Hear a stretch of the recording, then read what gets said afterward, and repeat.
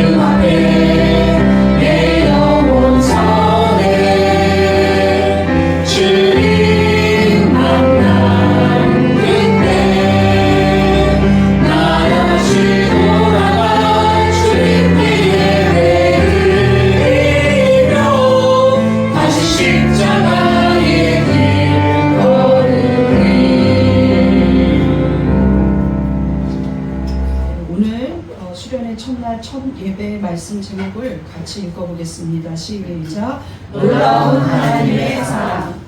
몇 년 전에 수련회를 갔을 때 제가 점심시간에 수련회 특강을 초대했어요. 근데 그 목사님이 저보다 나이도 어린데도 아주 어렸을 때부터 영적인 훈련을 받아서 은혜도 많고 기도도 잘하고 그래서 저희 성도들 기도 좀 부탁한다고 안수기도를 부탁했어요. 근데 성도들이 정말 많은 은혜를 받고 그 기도를 통해 갖고 마음을 열고 울면서 회개하게 되더라고요. 그런데 그 목사님이 하신 말씀이 인상적인 말이 있어요. 그 목사님이 말할 때 내가 너를 사랑한다 이러면서 예언 기도를 해주고 그랬는데 성도들이 그 말에 너무 많이 우는 거예요. 근데 제가 목사로서 저도 의아한 부분이 있었는데 그 목사님이 정확하게 지적을 하셨어요. 아니 내 기도를 받으면서 내가 너를 사랑한다는 하나님의 예언에 이렇게 많은 눈물을 흘리시는데 성경에 안 써있냐고. 성경은 처음부터 끝까지가 창세기의 창조부터 요한계시록에 주님 오시는 날을 예언하는 그 순간까지가 사랑입니다. 믿습니까? 사랑이에요. 사랑이고 용서고 사랑이고 용서고 사랑이고 용서입니다. 이것을 우리가 모르고 누가 나를 위해서 예언기도 해줘야지만 특별한 하나님의 사랑을 발견한 것처럼 그제서야 막 울어요. 그게 이상한 거죠. 목회자들은 여태까지 1년 내내 사랑한다고 전했는데 왜 저러지? 하고 놀랄 때가 있거든요. 자, 오늘 수련회 첫날 첫 예배인데 오늘 그 말씀 제목처럼 우리를 향한 하나님의 사랑이 어떤 사랑인지 한번 말씀을 나누고자 합니다. 1번 보겠습니다. 시작. 하나님은 내가 태어나기 이전부터 나를 택하셨습니다. 언제 전도가 되었냐 하고 물으면 초등학교 1학년이요, 중학교 3학년이요, 40세요, 60세요 이렇게 말을 할 거예요. 그런데 성도들은 이렇게 생각을 하죠. 그때 내가 하나님의 사랑으로 인도받았다. 그때부터 하나님이 나를 사랑하셨다. 아니면 신학교에 들어가니까 그때부터 나를 사랑했다. 아니면 목사 한 수 받을 때부터 사랑했다. 아니면 목회 시작할 때부터 사랑했다. 아니거든요. 성경은 하나님께서 우리를 향한 그 사랑이 언제부터 시작되었냐면 우리가 아직 존재하기 이전부터, 즉 탄생하기 이전부터 하나님은 우리를 향한 계획을 갖고 계시고 우리를 사랑하셨다고 말하고 있습니다. 우리가 어떤 공로가 있어서 김가리가 저렇게 뭐 헌금도 내고 뭐 어쩌고 저쩌고 해서 그게 아니라 김가리의 성품이 이런 장점이 있어서가 아니라 하나님은 그저 택하신 이유가 우리를 그냥 일방적으로 혼자 짝사랑하기 시작하셨다는 거예요. 우리가 하나님을 인지하지도 못하죠. 태어나지 않았으니까. 우리가 하나님을 찬양한 일도 없어요. 하나님께 우리는 아무것도 한 일이 없을 때 하나님은 김가리 내가 너를 사랑한다 하고 나를 택하셨다는 겁니다. 믿습니까?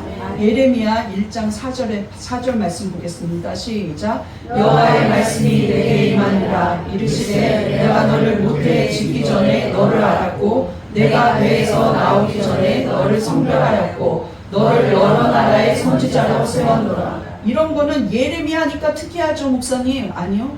다윗도 내가 그 적신에 있었을 때, 즉 택 가운데 있었을 때 하나님이 나를 택하셨다고 말해요. 또 어떤 구절에서는 창세 이전부터 우리를 택하셨다는 구절이 너무나 많습니다. 여러분, 특별한 사명자, 특별한 목회자, 특별한 선교사, 특별한 대표 이런 사람만 하나님이 택하신 게 아니에요. 여러분을 구원하신 게 여러분을 택하셨다는 겁니다. 믿습니까? 이게 언제부터? 모태에 있기 전부터. 이게 하나님의 일방적인 계획이라는 거예요. 하나님 나 좀 구원해 주세요 하고 부탁하지 않았고, 하나님 내가 언제부터 예수를 믿게 해주세요 하고 하나님과 의논하지 않았는데 하나님은 우리를 택하셨습니다. 그런데 여러분, 실족되어 있는 영혼들의 대부분이 무엇을 얘기하냐면 나는 상처받아서 안 가요. 옛날에 다녔던 교회 목사님이 나를 상처받게 했어요. 옛날에 다녔던 교회 집사님, 장로님 얘기를 하면서 나는 사람한테 상처받아서 안 가요. 교회 안 가요. 기독교인을 보면 나는 안 가요. 이렇게 말해요. 그렇다면 여러분, 성경대로라면 우리가 어떤 사람을 만나고 그 사람과의 관계가 생기고 그 사람과의 인간관계가 생기기 이전에 하나님이 우리를 사랑하신 게 먼저라는 거예요. 믿습니까? 네. 하나님은 우리가 어떤 인간관계가 형성되기 전부터 우리를 사랑하셨고, 우리가 태어나 죄를 짓기 전부터 우리를 사랑하셨고, 우리가 걸음마를 떼기 전부터 우리를 사랑하셨어요. 말을 하기 전부터 우리를 사랑하셨고, 우리가 누군가로 인해 상처와 슬픔 가운데 있어서 내가 하나님을 등져버리기 이전부터 우리를 사랑하셨다는 겁니다. 믿습니까? 그러므로 우리는 회개하고 복귀해야 돼요. 누구에게로?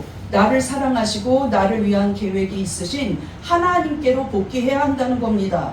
중간에 우리가 받은 상처나 아픔, 실패 때문에 하나님은 나를 사랑하지 않는가 봐 하는 것은 시간상으로 터무니없는 이유라는 것이죠.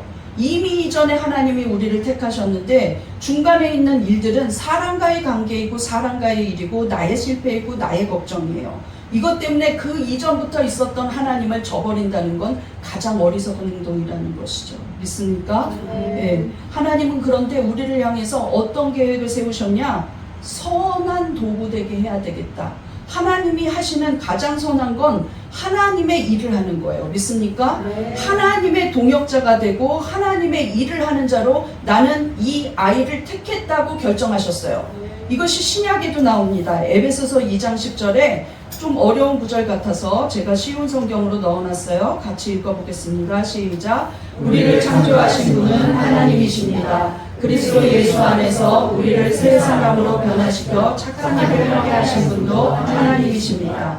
하나님께서는 우리 안에 이미 오래전부터 선한 일을 계획해 놓으셨습니다. 우리의 삶이 선하게 되도록 그렇게 계획해 놓으셨습니다. 네. 우리의 삶이 선하게 되도록 계획해 놓으셨다는 거예요. 중간에 우리가 죄도 짓고 방황도 하고 몰라요 하나님, 반항도 하고 난 교회 안 갈 거야 하고 하나님 마음을 아프게 하지만 끝은 반드시 선하도록 하나님은 계획해 놓으셨다는 겁니다. 믿습니까? 네. 2025년 여름에 교회에 가서 수련회를 가게끔 인도해 놓으셨다는 거예요. 네. 한 번만 올라 그랬는데 10번 오게끔 인도에 놓으셨다는 거예요. 그냥 등록 안 하고 조용히 다니다 말아야지 했는데 등록하게끔 인도에 놓으셨다는 거예요. 억울해하지 마십시오. 약간 그럴까봐 가슴이 조마조마할 때가 있어요. 이렇게 힘들면 어떡하지? 내년에 가지 말자 그러겠다. 이런 생각이 그러시지 않으시죠? 네, 아멘 하십시오. 위로가 됩니다. 우리 구원받은 우리 성도들이 우리들이 구원만 받고 끝나게 하시지 않는다는 거예요. 너의 구원은 시작일 뿐이라는 것이죠. 너의 구원을 통해서 나와 같이 이제 동역하며 일하게 하고 선하게 끝나게 하려고, 우리의 인생이 비참하게 끝나는 것이 아니라 선하게 끝나게 하려고 하나님이 인도에 놓으셨다는 겁니다. 믿습니까? 우리 같이 고백해 보겠습니다. 하나님이 나를 먼저 하시고 나를 먼저 택하셨습니다. 나의 끝은 선하게 끝납니다. 여러분, 가정 속에 있는 거예요. 아프기도 하지만 선하게 끝납니다. 가난하기도 하지만 선하게 끝납니다. 미련하기도 하지만 선하게 끝납니다. 연약하기도 하지만 선하게 끝납니다. 또 승질이 못되기도 하지만 선하게 끝납니다. 또 걱정이 많기도 하지만 선하게 끝나요. 반드시 선하게 끝납니다. 믿습니까? 우리 옆에 사람한테 선하게 끝납니다 하고 위로해 주세요. 선하게 끝납니다. 네, 선하게 끝납니다. 여러분이 걱정하는 자녀들 선하게 끝납니다.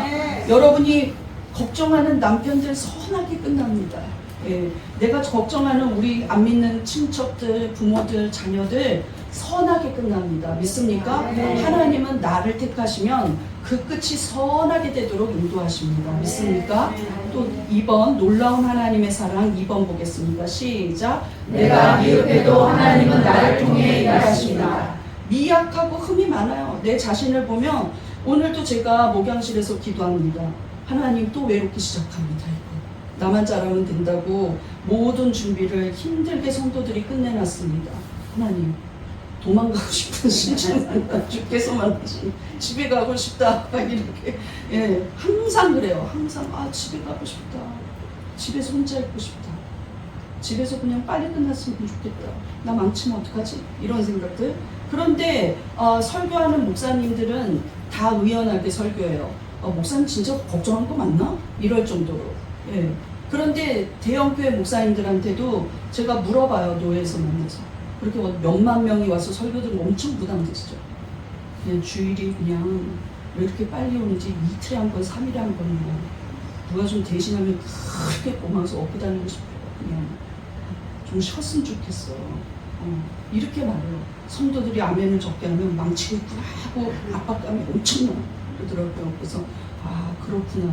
누구나 이 과정을 통과하구나.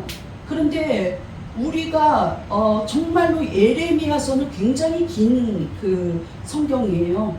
그런데 대선지서라고 부를 정도로 이 예레미야가 예레미야 애가까지 있습니다. 야, 이 구약의 기라성 같은 선지자는 정말 오케이 하나님, 내가 가서 하나님의 일을 하겠습니다. 내가 이 민족을 구원하겠습니다고 의협심이 불탈 것 같잖아요.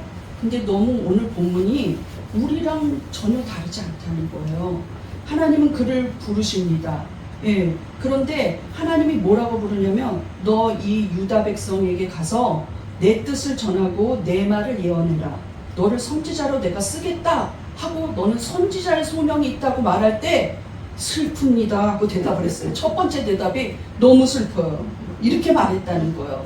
볼까요? 본문 보겠습니다. 오늘 본문 6절 시작. 내가 이르되 슬프도소이다. 주 여호와여 보소서. 나는 아이라 말할 줄을 알지 못하나이다 하니, 여호와께서 내게 이르시되 너는 아이라 말하지 말고 내가 너를 누구에게 보내든지 너는 가며 내가 내게 무엇을 명령하든지 너는 말할지니라.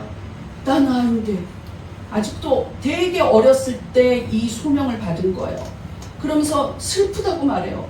내가 왜? 내가 왜? 하나님, 슬픕니다. 난 애기라서 어떻게 해야 될지 잘 모릅니다 하면서 생각하는 거예요. 그런데 하나님은 그래, 너는 아이니까 어떤 일로 하자 하시지 않거든요. 한 번 작정하신 하나님은 절대 우리를 버리지 않아요. 하나님은 후회하심이 없습니다. 믿습니까? 그래서 너는 아이라고 나한테 말하지 말라는 거예요. 그리고 내가 누구한테 보내든지 너가 정말 완전히 쫄려서 어떻게 해야 될지 모르는 관계 속에서 저 사람은 너무 높고 나는 아이야, 이런 관계라도 넌 가라는 거예요.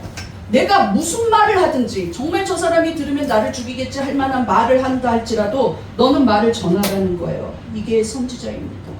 근데 당시 예레미야가 이 두려워한 게 마음이 나약해서 두려워했을까요? 그 당시가 예레미야가 살던 시절을 보면 우리가 더 많이 이해가 됩니다. 예레미야 1장 2절 보겠습니다. 시작. 아몬의 아들 유다왕 요시야가 다스린 지 13년에 여호와의 말씀이 예레미야에게 임하였고, 요시야의 아들 유다의 왕 여호와김 시대부터 여호시아의 아들 유다의 왕 시드기야 11년 말까지 곧 5월에 예루살렘이 사로잡혀 가기까지 임하니라. 자, 예루살렘에 사로잡혀 갔다는 것은 나라가 완전히 멸망하고 이제 그냥 포로로 끌려갈 때까지, 바벨론의 포로로 끌려갈 때까지, 그때까지 예레미야가 일한 거예요. 포로로 끌려가고 난 이후에도 일했지만. 자, 마지막에 글을 보세요. 파란색. 예레미야 사역 활동 시기는 남유다가 멸망하기 직전 40년간 활동해요. 나라 하나가 비참하게 사라질 때 40년 동안 예레미야는 메시지를 전해야 했다는 것이죠. 예수님 오시기 전 BC 627년부터 586년, 이 586년이 유다의 멸망입니다. 이 시기에 전해야 했어요. 그런데 이 빨간 글씨 친 왕들을 보시면 더 이해가 갑니다. 요시야 왕 13년에 시작했어요. 근데 요시야는 종교개혁을 이루어서 나라의 우상과 산당을 다 없애고 제거하고 불태웠습니다. 그런데 백성들은 곳곳에서 우상을 섬겼어요. 불태우면 다시 우상을 만들고, 불태우면 우상을 만들고, 불태우면 우상을 만들고, 곳곳에서 열심으로 우상을 섬겼습니다.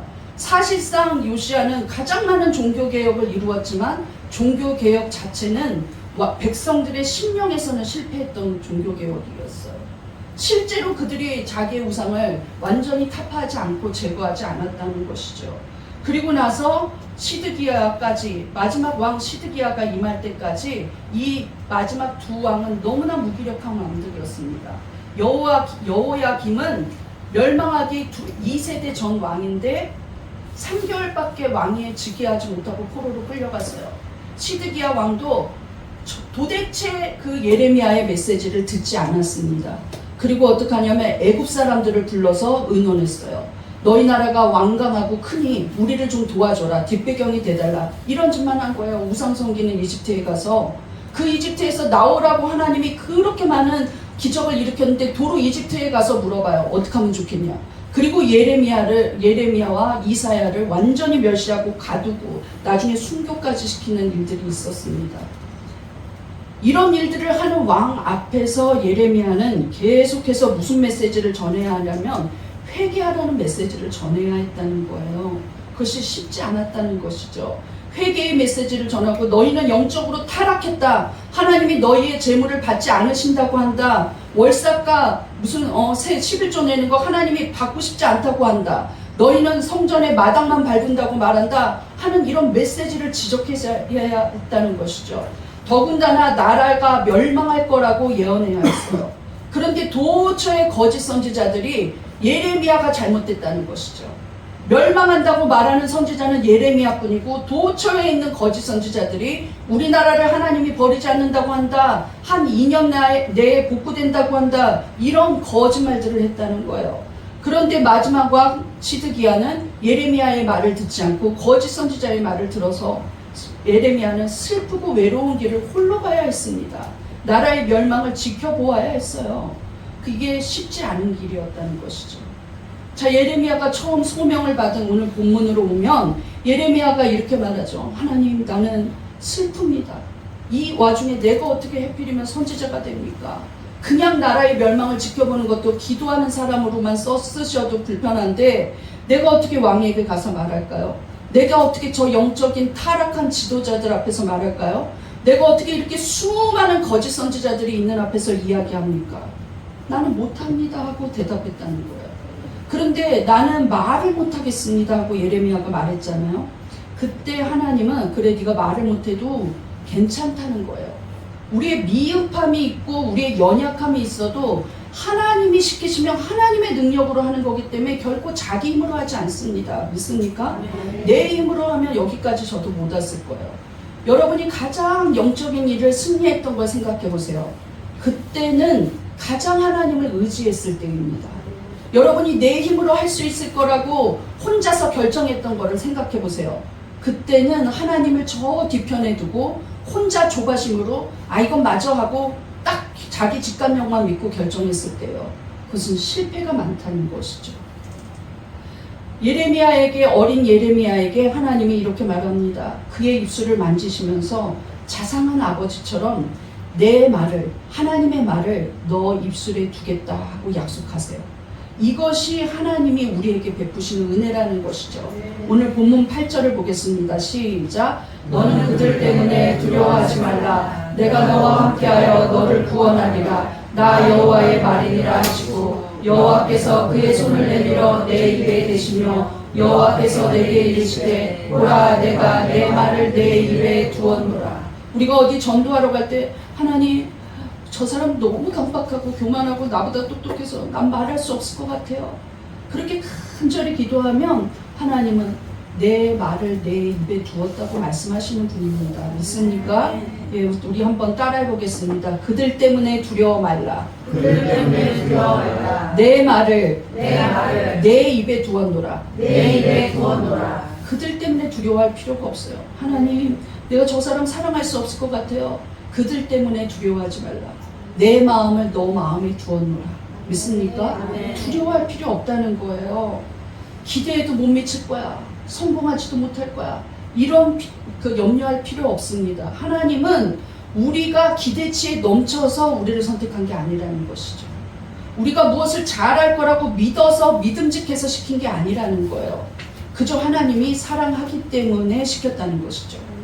그런데 왜 하나님은 이렇게 능력이 많고 온전하시고 완벽하신 하나님이고 말씀 하나로 우주 만물을 창조하신 하나님이 내가 왜 필요할까?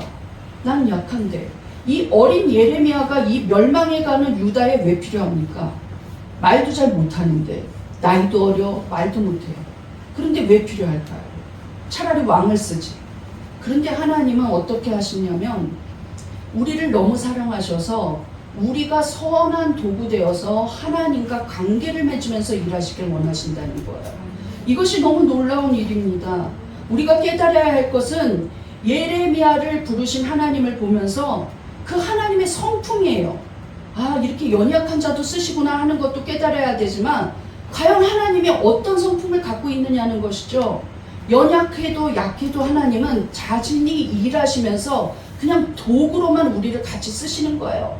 그런데 상급은 그 사람에게 준다는 것이죠. 네가 이 일을 하면서 너를 통하여서 하나님의 역사가 나타나게 하시겠다는 거예요. 우리 성경 곳곳에 연약한 부분이 너무 많이 있습니다. 부족한 부분이 너무 많이 있는 인간들이 하나님 앞에 쓰임받았어요. 실패하고 낙심한 자들이 하나님 앞에 쓰임받았죠. 전 세계를 광활한 대지를 누비면서 선교한 주와 주를 넘나들었던 지중해를 몇 번이나 왔다 갔다 했던 바울은 스스로 자기가 말합니다. 나는 누구보다 예수를 핍박했던 자라고. 그런 과거 상관하지 않는다는 거예요. 다윗은 하나님 앞에 범죄하고 밧세바를 범하고 살인 계획까지 짰던 사람입니다. 그러나 하나님은 그를 끝까지 사용하셔서 아름다운 성전을 짓는데 다윗이 그것을 바칠 수 있는 은혜를 주셨어요. 하나님은 계속해서 복구시키십니다. 그리고 다윗에게 약속하셨어요. 너의 그 후손의 그 왕위가 결코 없어지지 않을 것이다. 결국 예레미야 시절에는 멸망했지만 70년 만에 고레스 칙령이 내려서 그들은 화려하게 복귀합니다.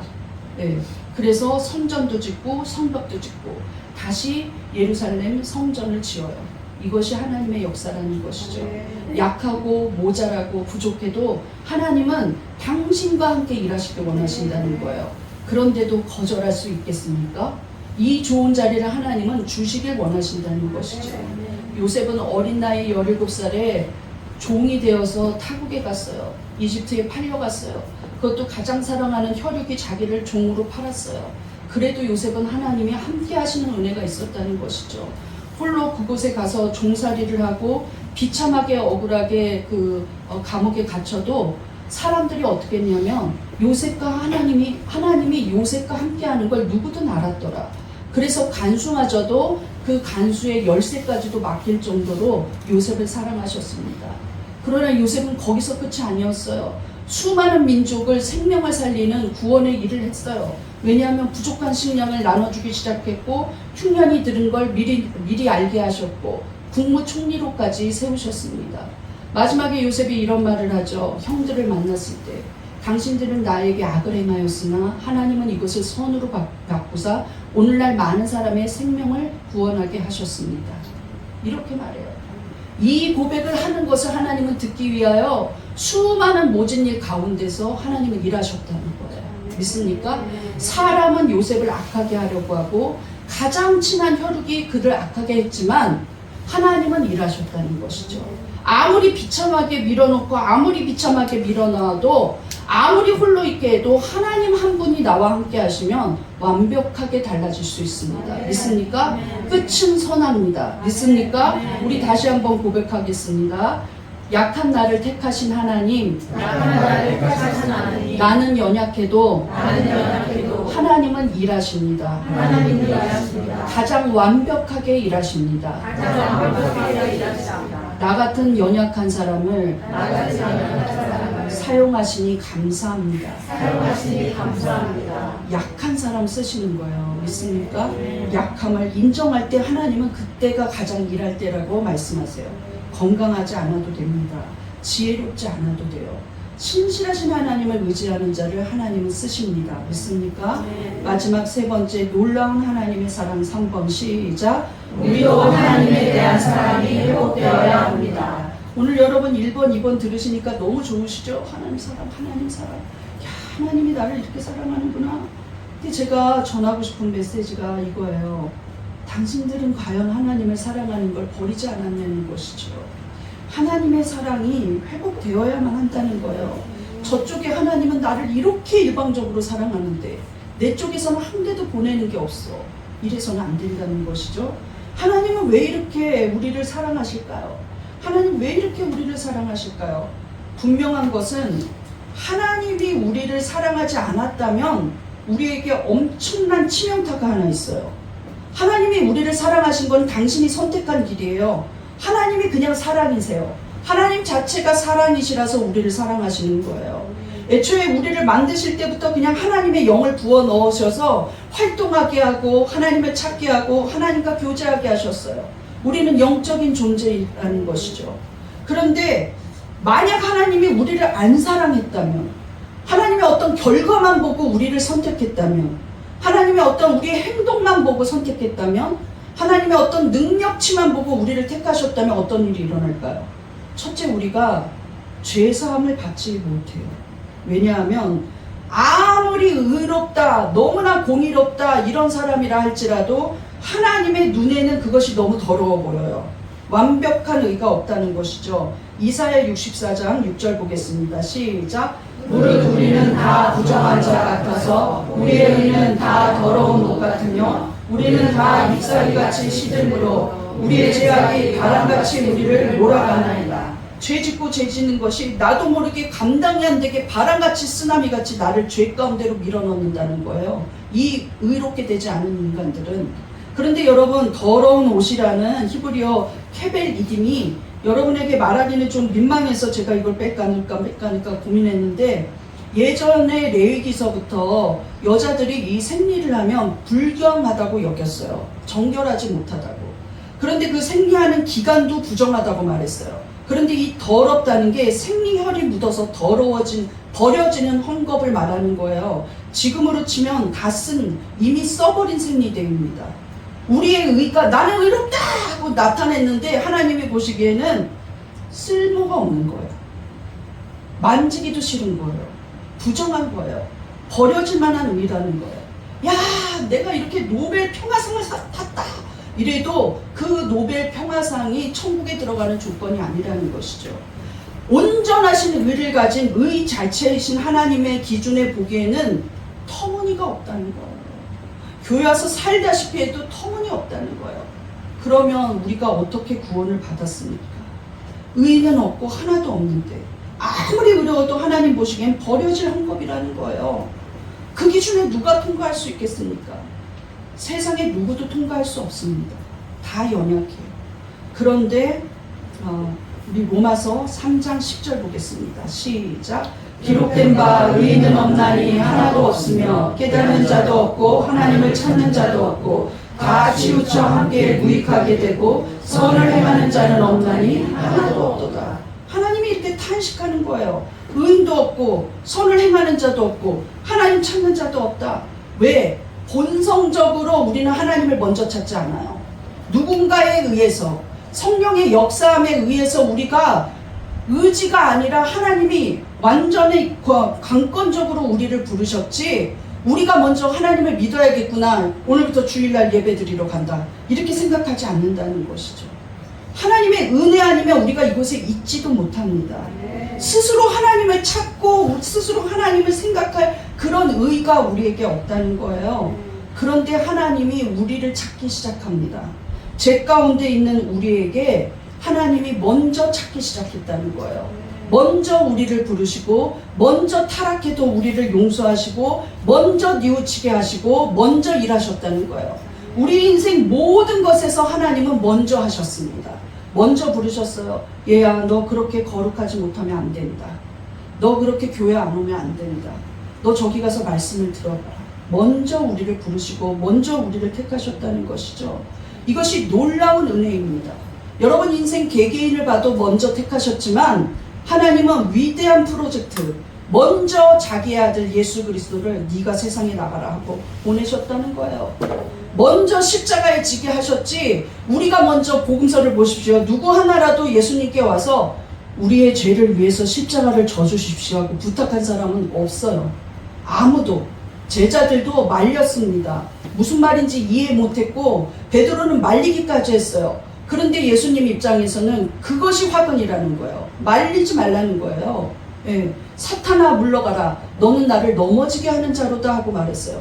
베드로가 예수님이 나는 이제 십자가를 지러 간다 예루살렘에서 말할 때 베드로가 주여 그리하지 마시옵소서 하고 말리거든요. 주여 그런 말 하지 마시옵소서. 왜 죽으십니까? 왜 십자가 지십니까? 도대체 십자가가 예수님이랑 무슨 상관입니까? 그때 예수님이 사탄아 내 뒤로 물러가라. 너는 나를 넘어지게 하는 자로다. 나는 꿋꿋이 하나님의 일을 하겠다는 거예요. 이미 하나님과 협의하고 왔습니다. 생명과 바치기로. 예. 그런데 예수님도 인간의 육신을 입고 있기 때문에 그 고통이 너무나 커서 겟세마네 동산에서 제자들까지 불러가면서 내가 죽게 생겼다 하면서 기도하셨어요. 그렇지만 마지막엔 이렇게 말씀하십니다. 주여 나의 뜻대로 하지 마시고 아버지의 뜻대로 하시옵소서. 그리고 묵묵히 그 길을 갔어요. 모르겠다 하고 외면해도 예수님은 결국엔 천국에 다시 갑니다. 하나님 보좌 우편이 자기의 자리예요.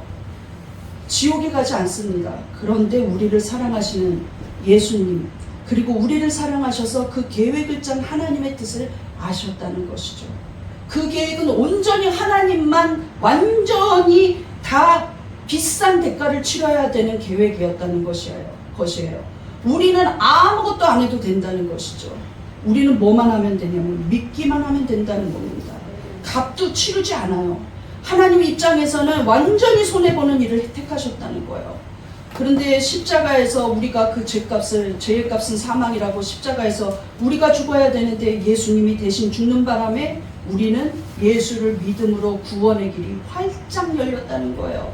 아까의 그 더러운 옷은 우리는 생각지도 않아도 됩니다. 우리를 부르신 것은 하나님의 소망이 있어서예요. 왜? 우리를 하나님의 영광의 기업이 되게 하시려고, 상속자가 되게 하시려고, 그저 간신히 구원받는 게 아니라 내 것이 네 것이다 하고 말씀해 주신다는 거예요. 믿습니까? 에베소서 1장 18절 보겠습니다. 시작. 너희 마음에 눈을 밝히사 그의 부르심의 소망이 무엇이며 성도 안에서 그 기업의 영광의 풍성함이 무엇이며. 도대체 우리를 부르신 소망이 무엇일까요? 왜 무슨 소망이 있어서 우리를 부르셨을까요? 무엇을 주시려고 이 기업의 영광을 주셨을까요? 이유는 하나, 바로 앞에 절 보겠습니다. 14절 시작. 이는 우리 기업의 보증이 되사 그 얻으신 것을 속량하시고 그의 영광을 찬송하게 하려 하심이라. 바라지 않아요. 너희들 뭐 좀 잘해봐라.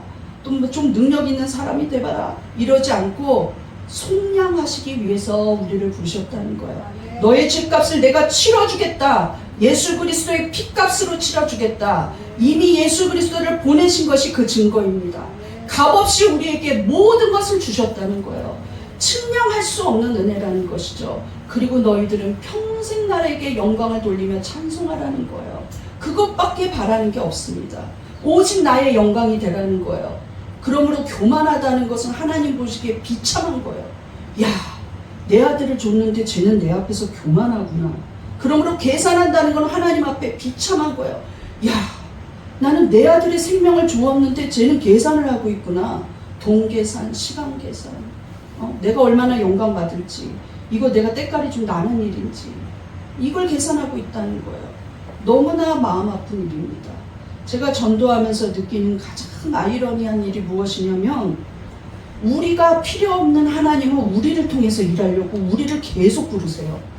김가리 통해서 일해보자, 누구누구 통해서 찬양 받아보자, 누구를 통해서 예배 드려보자 하고서 계속 부르세요. 아주 소소한 일부터 큰 일까지 계속 사람과 함께 일하시기 원하신다는 거예요. 하나님 입장에서 홀로 일할 수 있는데 그냥 계속 부르신다는 거예요. 그런데 전도를 하다 보면 사람이 하나님을 밀어내고 있다는 거예요. 하나님이 누구보다 필요한 죄인이 밀어내고 있어요. 아예 안 가요. 다음에 가요. 아유, 오늘 예배 드리기 싫어요. 아유, 집에서 예배 드려도 돼요. 이러면서 거절하고 있다는 것이죠. 도대체 이게 얼마나 아이러니한 일입니까? 너무나도 아이러니한 일이죠. 예. 우리는 그 은혜가 아니면 구원 못 받았습니다. 하나님이 우리를 택하셨지 우리가 하나님을 택한 게 아닌데 얼마나 감사합니까? 에베소서 2장 8절 보겠습니다. 시작. 너희는 그 은혜에 의하여 믿음으로 말미암아 구원을 받았으니 이것은 너희에게서 난 것이 아니요 하나님의 선물이라. 행위에서 난 것이 아니니 이는 누구든지 자랑하지 못하게 함이라. 자랑할 필요가 없다는 거예요. 내가 이렇게 많은 은혜를 받았습니다. 자랑할 필요가 없어요. 엄청난 은사를 받았습니다. 자랑할 필요가 없어요. 이것을 통해서 하나님의 영광이 어떻게 나타날까? 이것을 통해서 얼마나 더 많은 생명들이 살아날까만 생각하면 됩니다. 그저 하나님이 나를 이 작은 것으로라도 사용하신다는 게 그저 감사한 거예요. 그저 감사한 거예요. 믿습니까? 전적인 하나님의 사랑이라는 거죠. 우리가 예수님을 큰형님이라고 부를 수 있는 은혜. 우리가 입양되었다는 거예요. 하나님의 자녀로. 성경은 그렇게 말하고 있습니다. 여러분, 이제 우리가 수련회를 합니다. 이기적인 믿음을 이제는 버려야 합니다. 하나님 앞에서 갈까 말까 예배를 참석할까 말까 해줄까 말까 그거는 되지가 않는 일이에요. 나는 그런 얘기를 들으면 정말 내가 더 이상 권하지 말까? 진짜 하나님 자존심 상하겠다. 이 생각이 나를 떠나서 내가 이렇게까지 비참하게 가세요 이래야 되나? 근데 생각해보면 하나님은 나를 그렇게 쓰려고 뭐 이렇게 그 목회자를 세운 것 같아서 내 자존심 버리고 가자 이렇게 합니다. 예, 예배 드리기 전에도 뭐가 이렇게 좀 마음에 안 드는 구석이 있어도 그저 은혜 받는 게 은혜로 끝나야 된다고 참을 때도 있어요. 나 한 사람 참으면 은혜가 된다. 은혜 받자. 작은 거에 집착하지 말고 큰 예배를 바라보자. 수련회 전에도 그래요. 좀더 품고 좀 더 가자. 여러분, 이 높은 지위에 오르실수록 많은 일을 할수록 중요한 직분을 맡을수록 공격이 더 많습니다. 이겨야 돼요. 그저 하나님은 우리에게 생명 주신 걸 생각하면 나는 너무 작은 일을 하고 있거든요. 예, 빗자루에 귀퉁이도 못할 수도 있다 이런 생각을 제가 할 때가 있어요. 야, 하나님이 나를 강대상에 세우시는 건 전적인 하나님의 은혜구나. 이번 수련회를 통해서 여러분 하나님과의 사랑이 회복되시기 바랍니다. 믿습니까? 잃어버린 하나님과의 사랑을 회복하십시오. 잃어버린 하나님과의 관계를 회복하십시오. 다시 복음 앞에 서서 결단하는 수련회가 되시기를 간절히 바랍니다. 예, 마지못해 간다 할지라도 이제 기쁨으로 가십시오. 예, 권해서 간다 할지라도 그것은 옛날로 끊었습니다. 어저께로 끊고 이제 자기가 자원해서 가는 거. 그런 심령으로 가십시오. 믿습니까? 다 그럴 줄 믿습니다. 우리 고백해 보겠습니다. 잃어버린 사랑을 회복하겠습니다. 다시 복음 앞에 서겠습니다. 우리 결론을 보겠습니다. 놀라운 하나님의 사랑. 1번, 하나님은 내가 태어나기 이전부터 나를 택하셨습니다. 2. 내가 미흡해도 하나님은 나를 통해 일하십니다. 3. 우리도 하나님에 대한 사랑이 회복되어야 합니다. 우리 이 시간 간절히 큰 소리로 기도하시는데, 하나님, 이번 수련회를 통하여 하나님과의 사랑이 회복되고 끊어야 될 죄 완전히 끊고 하나님의 은혜로만 살아가기로 결단하고 복음 앞에 서게 해달라고 간절히 주여 한번 부르짖고 기도하시겠습니다.